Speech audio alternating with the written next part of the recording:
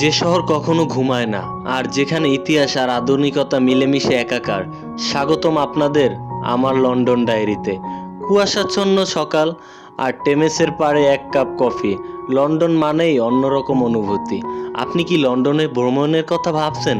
তাহলে আজকের ভিডিওটি আপনার জন্য। আজ আমরা জানাবো লন্ডনে ঘোরাফেরা এবং সেরা জায়গাগুলো নিয়ে।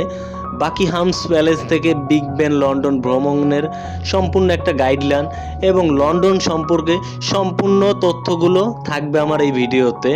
আপনারা চাইলে আমার এই ভিডিওটি না টেনে সম্পূর্ণ দেখলে অবশ্যই লন্ডনের একটা ছোট্ট গাইডলাইন পাবেন এবং লন্ডন শহর সম্পর্কে সম্পূর্ণ ধারণা পেয়ে যাবেন। হ্যালো এভরিওয়ান, আজ আমি আপনাদের নিয়ে যাব এমন এক শহরে যেখানে ইতিহাস আর আধুনিকতা একসাথে বাস করে। হ্যাঁ, আমি বলছি লন্ডন নিয়ে।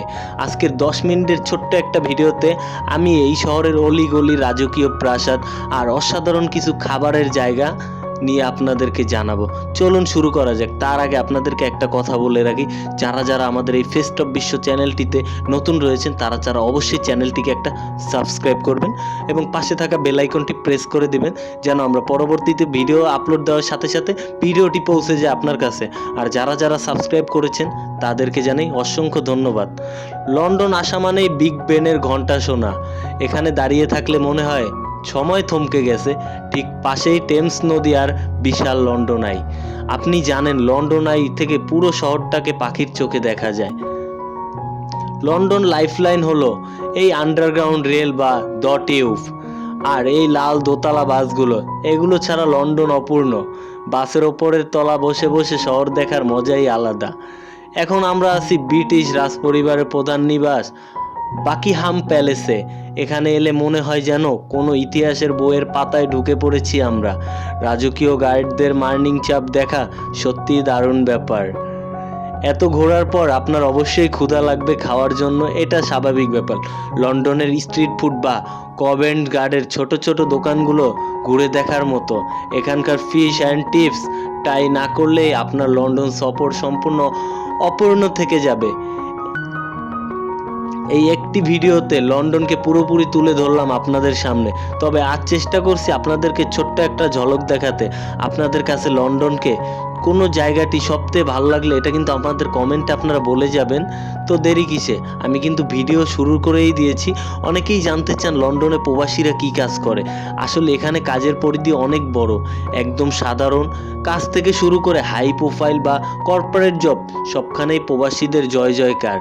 Doctor, engineer, IT specialist, accounting সেক্টরে প্রচুর প্রবাসী কাজ করে। বেসিক্যালি বাংলাদেশি প্রবাসীর অভাব নেই। লন্ডনে স্বাস্থ্যসেবা, এনএইচএস এ কাজ এমন প্রবাসীদের সংখ্যা অনেক বেশি। রেস্টুরেন্ট, হোটেল এবং কফি শপে সাধারণত কাজ করে বাংলাদেশি প্রবাসী এবং এশিয়া মহাদেশের অনেক প্রবাসীদের জন্য লন্ডনের বিখ্যাত কারিগর পাড়া বা ব্রিক লেনে গেলে আপনারা অনেক বাঙালি প্রবাসীকে দেখতে পারবেন। নিজস্ব ব্যবসায় সফল হতেও দেখবেন এবং স্টুডেন্টরা চাইলে পার্ট টাইম জব করতে পারবেন। যারা এখানে পড়াশোনা করতে আসেন তারা পড়ালেখার পাশাপাশি সপ্তাহে 20 ঘন্টা কাজ করতে পারেন। তারা সাধারণত ডেলিভারি রাইডার, সুপার শপ যেমন টেকনো, স্প্রেয়ারি বা স্টেশনারি অ্যাসিস্ট্যান্ট হিসেবে কাজ করে নিজের খরচ চালান বা পড়াশোনার খরচ চালান। লন্ডনে কাজ পাওয়া যতটা কঠিন তার চেয়ে বেশি প্রয়োজন ধৈর্য। এখানে কাজকে ছোট করে দেখা হয় না। একজন ডেলিভারি বয় থেকে শুরু করে বড় অফিসার, ম্যানেজারের সবাইকেই সমান সম্মান দেওয়া হয়। লন্ডনে ব্যস্ত রাস্তা বা কোনো বাঙালি এলাকা যেমন ইস্ট লন্ডন, হোয়াইট চ্যাপেল দেখানোর সময় আপনি বলবেন যে আমি হয়তোবা কোনো বাংলাদেশে চলে এসেছি। ছোট্ট একটা বাংলাদেশ আমি নিজের চোখেই দেখতে পারছি। আর স্টুডেন্টরা লন্ডনে যাওয়ার জন্য সবচেয়ে জনপ্রিয় উপায় হলো পড়াশোনা। এখানকার ইউনিভার্সিটিগুলো বিশ্বসেরা। আপনি যদি আইএলটিএস করতে পারেন বা আইএলটিএস দিয়ে ভালো স্কোর করে আসতে পারেন, কোনো ইউনিভার্সিটি অফার লেটার পান, তবে স্টুডেন্ট ভিসা নিয়ে খুব সহজেই আপনি লন্ডন যেতে পারবেন। আপনার যদি বিশেষ দক্ষতা থাকে যেমন আইটি, নার্সিং, ইঞ্জিনিয়ারিং, তবে আপনি সরাসরি কাজের ভিসায় লন্ডন যেতে পারবেন। এক্ষেত্রে কোনো ব্রিটিশ কোম্পানি থেকে স্পন্সরশিপ বা জব অফার লেটার থাকতে হয়।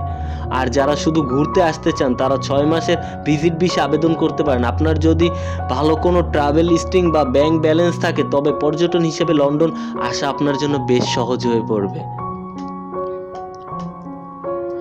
প্রথমে আপনাকে একটি ইউনিভার্সিটি পছন্দ করতে হবে স্টুডেন্টদের ক্ষেত্রে, তারপর LITS দিয়ে পরীক্ষায় ভালো স্কোর আনতে হবে, সাধারণত 6.0 বা 6.5 তুলতে হবে, টিউশন ফি বা ব্যাংক স্টেটমেন্ট দেখাতে হবে। তবে আসার পর আপনি সপ্তাহে 20 ঘন্টা কাজ করার সুযোগ পাবেন। আপনার যদি IT বা কেয়ার গিভার বা মেডিকেল সেক্টরে অভিজ্ঞতা থাকে তবে আপনি লন্ডনে চাকরির জন্য আবেদন করতে পারবেন। কোম্পানি যদি আপনাকে স্পন্সরশিপ দেয় তবে আপনি সপরিবারে আসতে পারবেন লন্ডনে। যদি আপনার কাছে পর্যাপ্ত পরিমাণ তার টাকা থাকে বা তার ব্যাংক স্টেটমেন্ট প্রমাণ দেখাতে পারেন যে আপনি ঘুরে আবার দেশে ফিরে যাবেন, তবে 6 মাসের ট্যুরিস্ট ভিসাও আপনাকে লন্ডন এম্বাসি দিয়ে থাকে। লন্ডনে আসা মানে প্রচুর টাকা আয় নয়, এখানে আসার খরচ কিন্তু বেশি, বিশেষ করে বাসা ভাড়া। সবসময় মনে রাখবেন কোনো দালালের মাধ্যমে টাকা লেনদেন করবেন না, সরাসরি gov.uk ওয়েবসাইটে গিয়ে চেক করবেন আগে আপনার লন্ডনের যাত্রা সম্পর্কে। এবার আসি আমি লন্ডনের রাজধানী সম্পর্কে। যুক্তরাজ্যের রাজধানী ও বৃহত্তম শহর লন্ডন। বিভিন্ন মানুষ, সাংস্কৃতিক ধারণা, সঙ্গমঙ্গল, কোলাহলপূর্ণ রোমাঞ্চকর এই শহর টেমস নদীর রিভার টেমস দ্বারা অবস্থিত। এখানে 90 লক্ষের বেশি মানুষ বসবাস করে। অন্যতম বৈশ্বিক শহর হিসাবে পরিচিত লন্ডন সাংস্কৃতিক, সঙ্গীত, শিক্ষা, রাজনীতি, ব্যবসা বাণিজ্য, আন্তর্জাতিক রাজনীতিক, এখানে লক্ষাধিক ঐতিহ্যবাহী স্থান, কেনাকাটা, জাদুঘর, খাবার দাবার, চিত্রশালা ও কর্মকাণ্ড রয়েছে। আগে লন্ডন বলতে কেবল একদা প্রাচীর দ্বারা আবদ্ধ স্কয়ার মাইলকে বোঝানো হতো। রোমান আমলের মধ্যযুগে এটি একটি শহর ছিল। বর্তমানে ওই অংশটি সিটি অফ লন্ডন বা সংক্ষেপে সিটি নামে পরিচিত। অন্যদিকে শুধু লন্ডন বলতে গেলে বর্তমানে বৃহত্তম মহানগর বোঝায়।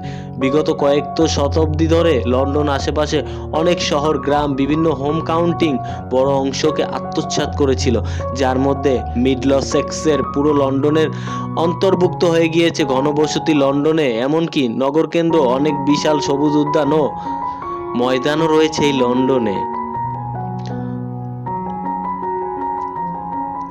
কোভেন্ট গার্ডেন, পিয়ানসাং royal, opera house, London transport museum অন্যতম কেনাকাটা ও বিনোদনের এলাকা। এটি লন্ডনের ওয়েস্ট এন্ড থিয়েটার্সের অংশ।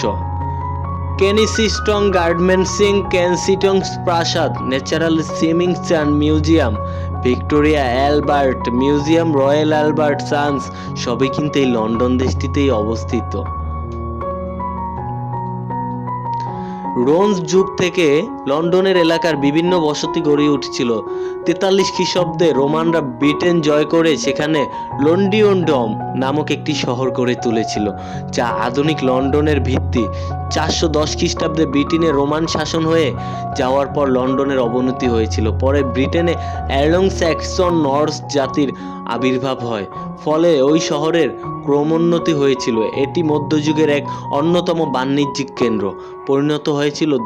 1066 সালে উইলিয়ামের নেতৃত্বে নরম্য ইংল্যান্ড আক্রমণ করেছিল এই লন্ডনে।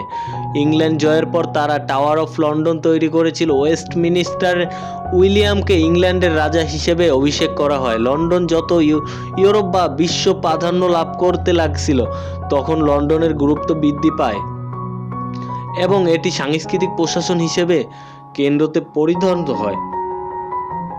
লন্ডনের নবজাগরণ সবচেয়ে লন্ডন নাটকের সাথে জড়িত এবং শেক্সপিয়ারের মতো নাট্য সাহিত্য লন্ডনে বসবাস করেছিলেন।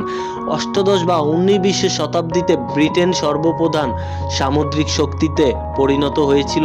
এটি বিশ্বের বৃহত্তম সাম্রাজ্যের অধিকারী হয়েছিল। এর ফলে লন্ডন বিশ্বের বিভিন্ন প্রান্তরে মানুষ প্রভাবে আকর্ষিত করেছিল দেশটিকে। এটি বহু বছর ধরে বিশ্বের বৃহত্তম শহর।